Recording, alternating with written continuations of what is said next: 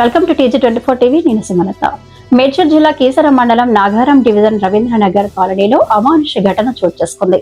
NFC ఉద్యోగి వీరన్న నాయక్ భార్య అమలబాయిని కూతురిని ఇంటి నుంచి బలవంతంగా బయటకు గెంటేశారు. గత 4 ఏళ్లుగా అక్రమ సంబంధం, విడాకులు, మెయింటెనెన్స్ ఇంటిపై హైకోర్టులో కేసులు నడుస్తున్న క్రమంలో అమలాబాయికి తెలియకుండా ఫ్లాట్ నంబర్ 7ను భర్త అమ్మినట్లు ఆరోపణలు ఉన్నాయి.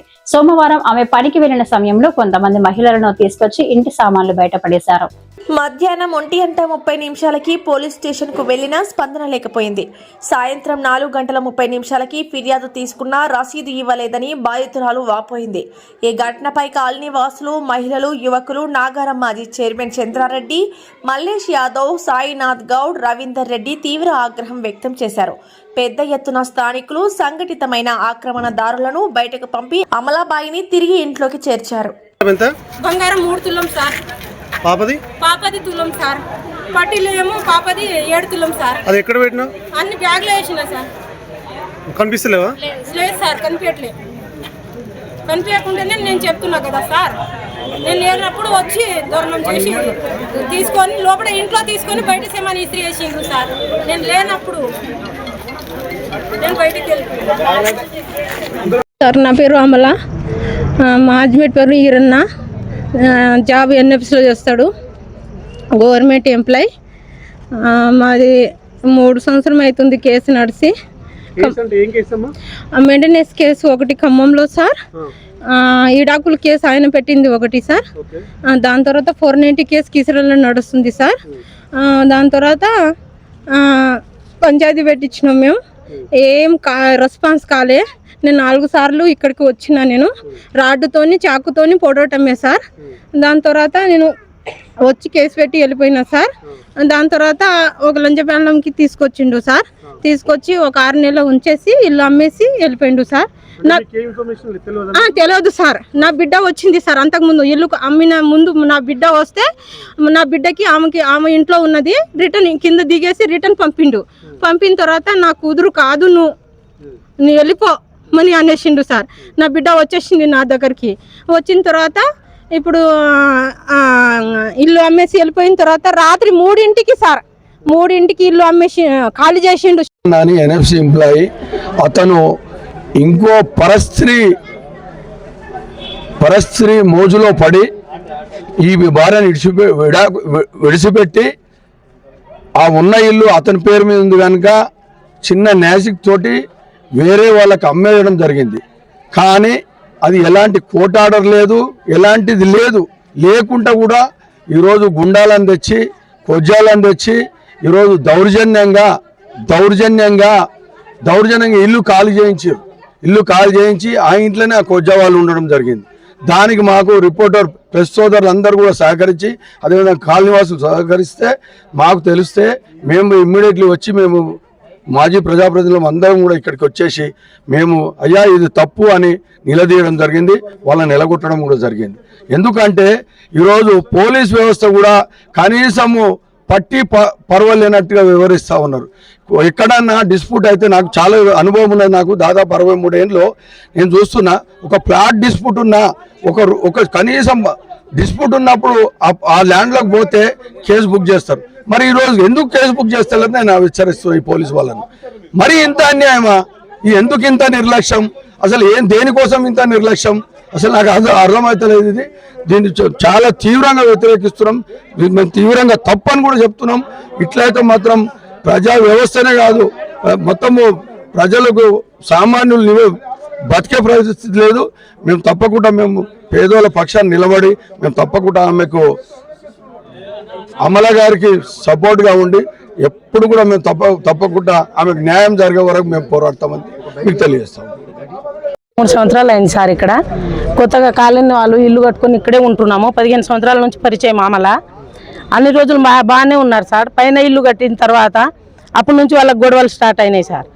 ఆమెకు ఊకే కొడుతుంటే గిట్లా ఆమె చాలా రోజులు భరించింది సార్, పోకుండా ఎక్కడికి. ఒకసారి కోపం వచ్చి ఊరికి వెళ్ళిపోయింది సార్. ఇంకా ఆమెను ఊర్లోనే వదిలేసి వచ్చిండు సార్. ఊర్లో వదిలేసి వచ్చి అమ్మాయికి తెలియకుండా ఇల్లు అమ్మేసిండు సార్. ఆమె సంతకం లేకుండా ఉంచుకుని ఆమె సంతకం పెట్టించిండో ఏమో తెలియదు సార్ మనకి. అమ్మేసిన తర్వాత ఆమె 3 ఇయర్స్ తర్వాత వచ్చి మళ్ళీ ఒకసారి మళ్ళీ మధ్యలో వచ్చింది సార్. రాడ్తో కొట్టిండు నెత్తికి.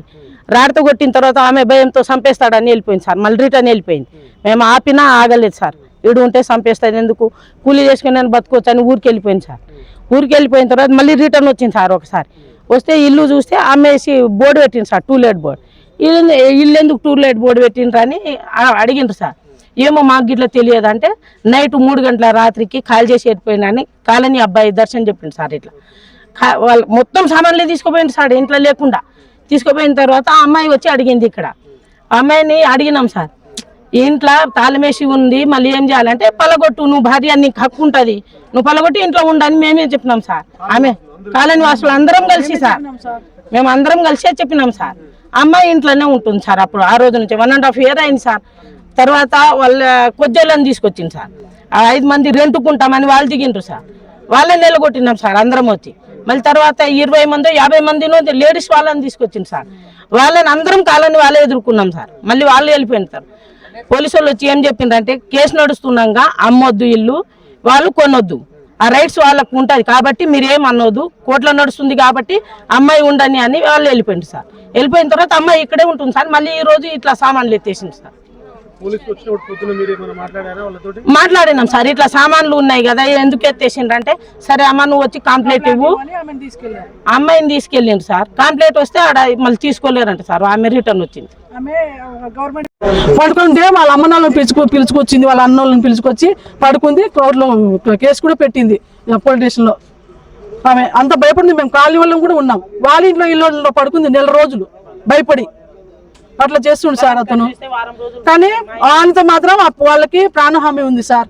చంపేసి ఇప్పుడు ఎంతమంది ఉన్నారో కూడా తెలియదు లోపల. అందరూ లేడీస్ ఉన్నారు, మొగలు ఉన్నారు కూడా తెలియదు సార్ మాకు. మేము రాకముందే జొరినారు వాళ్ళు. మొత్తం ఎంక్వైరీ చేసిన కాలనీలో, అంటే మేము ఎవరెవరు ఉన్నాము లేడీస్ ఇళ్లలో మొత్తం ఆటో చేసుకుని కాలనీలో మేము చూసినాం. మనకి కాలనీలో మొత్తం ఎంక్వైరీ చేసుకుని వచ్చి జొరిండు. ఎందుకంటే ఆమెకు సపోర్ట్ మేము ఉన్నాం కదా అందరం కాలనీ వాళ్ళం. అట్లా ఈ టైంకి వచ్చిన తెల్లారే 4ంటికి అట్లా వచ్చేసిన నేను. పొద్దున ఖాళీ చేసిండు, సాయంత్రం వచ్చేసిన నేను. వచ్చేసి పోలీసు వాళ్ళకి ఫస్ట్ పిలిపించి డోర్ పగల కొట్టేసి నా కూతురు నేను ఉన్నా సార్. ఉన్న తర్వాత ఇల్లు కొన్న ఆయన 5 రోజుల తర్వాత వచ్చిండు. వచ్చి నా ఇంట్లో నాకు కలవలేదు సార్. వచ్చి నా మీద కేసు పెట్టిండు, నా బిడ్డ మీద నా మీద కేసు పెట్టిండు సార్. పోలీస్ స్టేషన్కి రామన్నారు సార్. నేను పోలేదు సార్. దాని తర్వాత హైకోర్టు లాయర్కి చూసుకున్నా సార్. చూసుకున్న తర్వాత ఒక 10 రోజుల తర్వాత సార్ కరెంట్ కట్ చేపించిండ్రు సార్. కరెంట్ కట్ చేపించి మా ఆయన ఇల్లు కొన్న ఆయన కొజ్జన వాళ్ళకి పంపిండ్రు సార్. కరెంట్ కట్ చేపిస్తే కోర్టు నుంచి హైకోర్టు లాయర్కి చూసుకొని కోర్టు నుంచి కరెంట్ తెచ్చుకున్నా సార్. ఆర్డర్ కూడా ఇంజక్షన్ ఆర్డర్ కూడా ఇచ్చిండ్రు సార్. ఇచ్చిన తర్వాత 2 రోజులు కాలేదు సార్. 5 కొజ్జోళ్ళకి పంపిండ్రు సార్. కోజోళ్ళకి పోలీసు వాళ్ళకి పిలిపించిన మా కాళ్ళోళ్ళు ఉన్నారు. హైకోర్టు లాయర్కి చూసుకుని అదే బయటికి తీసిన తర్వాత నువ్వు కేసు పెట్టుపో అమ్మా అని అన్నారు. పోలీసు వాళ్ళే పోయి నా బిడ్డ నేను కేసు పెట్టేసినాం సార్. కేసు పెట్టిన తర్వాత నా బిడ్డ నేనే ఉన్నా సార్. దాని తర్వాత చక్రపురం వాళ్ళకి 20 మందికి తీసుకొచ్చిండు సార్. ఖాళీ చేసే ఇల్లు నా ఇల్లు అని అన్నాడు సార్ మా ఆయన. నేను ఖాళీ చేయలేదు సార్. నా ఇల్లు నా పరపట్టి నా బిడ్డ నేను ఎక్కడ ఉండాలి అని నేను అన్నా సార్. ఒక బాబు ఒక పాప. నా బాబు ఎడ్డోడు 7 months. ఆయనకి సరిగా నడవటం రాదు నా బాబుకి. అయితే ఆయన తీసుకెళ్ళిండు నా బాబుకి. నా కూతురుకి నా దగ్గర పంపిండు సార్. పంపిన తర్వాత నేను ఇంట్లోనే ఉన్నా. కోర్టు నుంచి అది కేసు నడుస్తున్నది. ఆర్డర్ తెచ్చుకున్నా నేను. కేసు నడుస్తుంది. ఇప్పుడు నేను లేనప్పుడు ఇప్పుడు వాళ్ళు వచ్చి నా సమానం మొత్తం బయటికి ఇసిరేసిండ్రు. పైనుంచి ఇసిరేసి నా గోల్డ్ నా ఎండి అన్ని లోపల నా డబ్బులు అన్ని ఉన్నాయి సార్. అన్ని పోయినాయి సార్. ఏం లేవు సార్. నాకు న్యాయం కావాలి సార్. నా ఇల్లు నాకు కావాలి. నాకు న్యాయం కావాలి సార్. నా బిడ్డ నేను రోడ్డు మీద ఉన్నా. మేము ఎక్కడ పండుకోవాలి, ఎక్కడ ఉండాలి? నా ఇల్లు నాకు కావాలి సార్. నేను ఇంట్లో ఉండాలి. నాకు న్యాయం కావాలని మీరే చేయండి. నాకు పోలీస్ స్టేషన్కి నేను మధ్యాహ్నం వెళ్తే రెస్పాన్స్ ఇవ్వలేదు సార్ వాళ్ళు. నా బిడ్డ నేను ఇంటికాడ పోయి వస్తా, మీరు రెస్పాన్స్ ఇవ్వకుండా అని చెప్పినా కూడా మాట వినలేదు సార్. ఏం అనలేదు సార్. నేను ఎస్పీ దగ్గర వెళ్తున్నా అన్నా. ఏం మాట్లాడలే. కంప్లైంట్ రాసి ఇచ్చేసి వచ్చినా sir. Keesara police station sir. నెడర్మెంట్ కీసరా పోలీస్ స్టేషన్.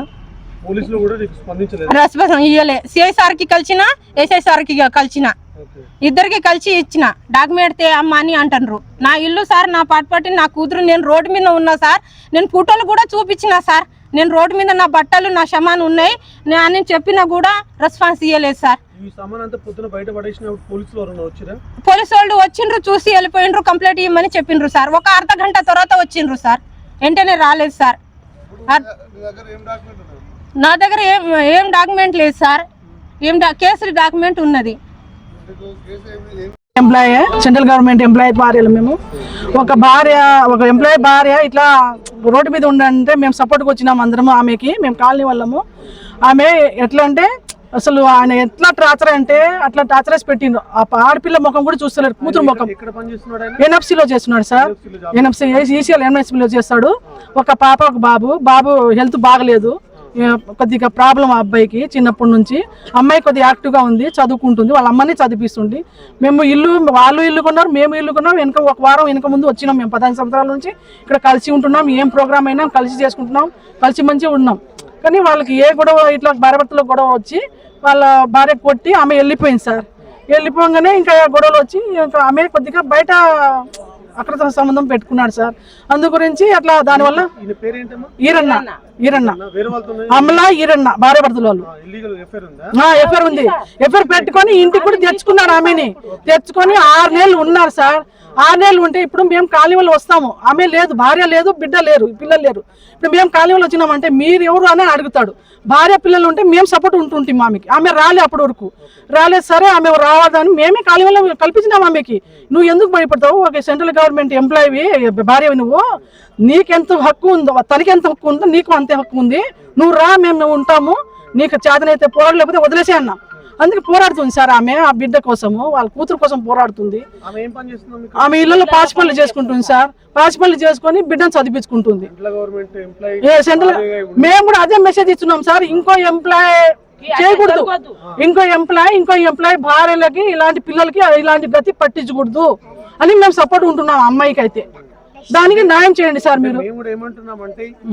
ఇప్పుడు ఏమైతే న్యాయం కావాలనుకుంటున్నారు, అవును సార్, ఆమె తరపు నుంచి మీకు తెలిసిన కాలనీ వాళ్ళకి సంబంధించి ఏ తప్పు లేదా? ఆమె ఏ తప్పు లేదు సార్, ఏ ఒక్క తప్పు లేదు. ఆమె పాపం తెలియదు, చదువు రాదు, ఏం రాదు ఆ పిల్లకు. అయినా కానీ పోరాడుతుంది, ఒక మొగరాయిలాగా పోరాడుతుంది. దానికి మేము మెచ్చుకుంటున్నాం సార్. మేము చూసి గర్వపడుతున్నాం ఆమెకు చూసి. ఇప్పుడు 1.5 సంవత్సరం నుంచి ఆ పల్లె పోరాడితే తిండి లేదు, ఏం లేదు. మేమే కానీ న్యాయం కావాలి సార్. ఆ కూతురు వాళ్ళ భార్యాభర్తలు ఏమైనా చేసుకోండి సార్. ఆడపిల్లలను చూడాలి కదా, అతను కూతురు ముఖమన్నా చూడాలి కదా. కనీసం బట్టలతో సహా సార్ ఊడ్చుకొని ఎత్తుకొని కాల్ చేసి అర్ధరాత్రి 3 గంటలకు కాల్ చేసుకుని పోతే మేమే ఫోన్ చేసి వాళ్ళు రప్పించిన ఆమెకి. మేము ఇట్లా కాల్ చేసి పోతున్నావు, నువ్వు రా ఇమ్మీడియట్లీ అని. ఆమె ఇంట్లో ఆమె వచ్చి జోరింది, తీసుకున్న అతను కూడా రాలే. ఆమె వచ్చినాక వచ్చి 2-3 రోజుల తర్వాత వచ్చి అడిగాడంట, నా సార్ ఇల్లు అని చెప్పి ఏదో పంపించేసింది అతనికి. చాలా టార్చర్ చేస్తుంది. కేసు నడుస్తుంది, డివిసి కేసు నడుస్తుంది, ఈడాకుల కేసు నడుస్తుంది, ఈ ఇల్లుది కూడా నడుస్తుంది. అన్ని కేసులు పెట్టేసిన సార్. ఆయన నా మీద పెట్టిండు, ఇల్లు కొన్న ఆయన మీద 3 కేసులు, నా బిడ్డ మీద, నా మీద 3 కేసులు పెట్టిండు. లేదు సార్, నేను చేయలే, నాకు తెలియదు. నేను ఈసీలో నా పాపను తీసుకొని నేను పాసి పని చేసుకుంటా, నేను రూమ్ లో ఉండి నా బిడ్డకి చదివిస్తున్నా. కరెంట్ ఆర్డర్ కూడా కోర్టు నుంచి తెచ్చుకున్నా నేను. అవి ఉన్నాయి సార్, అన్ని ఇచ్చేసినాం మా లాయర్తోని, అన్ని లాయర్తోని అప్పుడు ఇచ్చేసి వచ్చినాం. కేసు మా కాగితాలు, కోర్టు నుంచి కాగితాలు, అవి కరెంట్ ఆర్డర్ తెచ్చుకున్న కాగితాలు అన్ని ఎస్ఐతోని మా లాయర్ మాట్లాడి ఇచ్చి వచ్చినాం. మేము ఆర్డర్ వచ్చినప్పుడు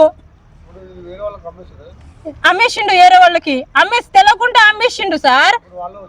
వాళ్ళే ఆమె వచ్చి షమాన్లు, మా ఆయనను ఇద్దరు ఎవరెవరో వచ్చిండ్రు. షమాన్ మొత్తం కింద పడేసిండ్రు, పైన లాకేసిండ్రు, పగల కొట్టేసి బయటికి ఇసిరి వేసిండ్రు పైన నుంచి. సంతకాలు లేదు, ఏం లేదు నాది. నా తల్లిదండ్రులు ఇచ్చిండ్రు సార్ డబ్బులు, ఇల్లు కట్టుకున్నాం మేము. ఒకటే కూతురు, 2 అన్న తమ్ముళ్ళు సార్. నా తల్లిదండ్రులు డబ్బులు ఇచ్చిండ్రు, షమాన్లు ఇచ్చిండ్రు. షమాన్లు ఏంది సార్ చెప్పినా, వస్తుండ్రు వాళ్ళు, వస్తుండ్రు. దూరం ఖమ్మం సార్ మాది. ఇప్పుడు ఇంట్లో నుంచి సామాన్లన్నీ బయట పెట్టేసారు సార్. మేము ఏడనుండాలి ఇప్పుడు? 2 ఆడోళ్ళం, మాకు షెల్టర్ లేదు, ఏడనుండాలి మేము? మాకు న్యాయం జరగాలి సార్. ఈ విషయం ఇప్పుడు పోలీస్ స్టేషన్ అంటే మీకు ఏం చెప్పారు వాళ్ళు? వాళ్ళు రెస్పాండ్ అవ్వట్లేదనే కదా సార్ ఇప్పుడు మేము మిమ్మల్ని కూడా పిలిచింది. నెక్స్ట్ పోలీసు వాళ్ళు రెస్పాండ్ అవ్వట్లేదు. Police station Keesara police station. Morning వచ్చినప్పుడు మీరు కనీసం ఇట్లా పరిస్థితి ఇది ఉందని చెప్పారా? చెప్పాం సార్. వాళ్ళు ఏమన్నారు అప్పుడు? పోలీస్ స్టేషన్ కి రాండి అమ్మా, సిఐకి కలిచండి అని చెప్పిండ్రు. సిఐకి కలిసినాం సార్. ఓ సార్కి కలవండి, నాగరాజు సార్ సార్ కలవండి అని అన్నారు. ఆ సార్కి కలిసిన నా బిడ్డ నా పరిస్థితి ఎట్లా, నా శమాన్ బయట. Hi, నేను మీ Satyasri. Please do subscribe PG24 TV.